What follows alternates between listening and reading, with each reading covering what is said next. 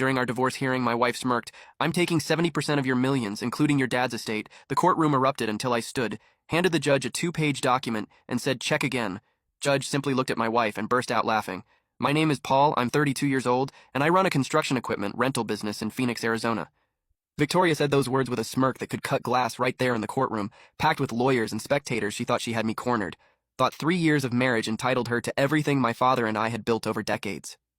I sat quietly at the defendant's table, while her attorney shuffled papers with the confidence of a man who believed he was about to collect the biggest payday of his career. Victoria wore that navy blue dress she saved for important occasions, the one she bought with my credit card 6 months ago.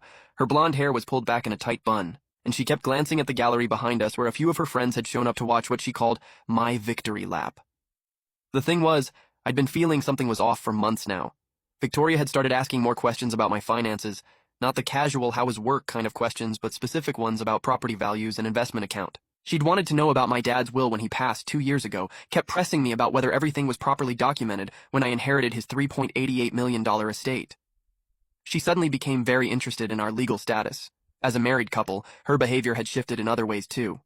She stopped pretending to care about the business, rarely asked about my day, and spent most evenings on her phone texting people I didn't know. When I asked who she was talking to, she'd get defensive and say it was just friend. The credit card bills kept growing larger each month, filled with purchases from stores I'd never heard of and restaurants I'd never been to. But what really bothered me was how she'd started talking to other people about our marriage. Last month I overheard her at a dinner party, telling someone that she was finally going to get what she deserved. When I asked her about it later, she laughed it off and said she was talking about a promotion at work. Problem was, Victoria hadn't worked in.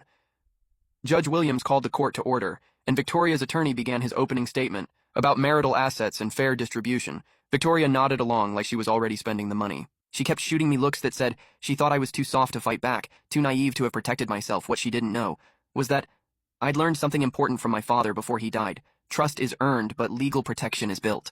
And sometimes the people closest to you are the ones you need protection from the most. I'd met Victoria 4 years ago at a business conference in Tucson. She worked in marketing for a tech company and had this way of making you feel like the most interesting person in the room. She was smart, beautiful, and seemed genuinely impressed by what I'd built with my father. In the construction equipment business, we'd started with 2 bulldozers in a dream 30 years ago, and by the time I met Victoria, we were the largest equipment rental operation in the Southwest. Victoria moved in with me after 6 months. She was attentive, supportive, and seemed to understand the long hours that came with running a family business. When my father got sick, she was there through every hospital visit and every sleepless night. She held my hand at his funeral and told me she'd help me honor his legacy. But looking back, the warning signs were there early. Victoria had expensive tastes that didn't match her marketing salary. She always wanted to eat at the nicest restaurants.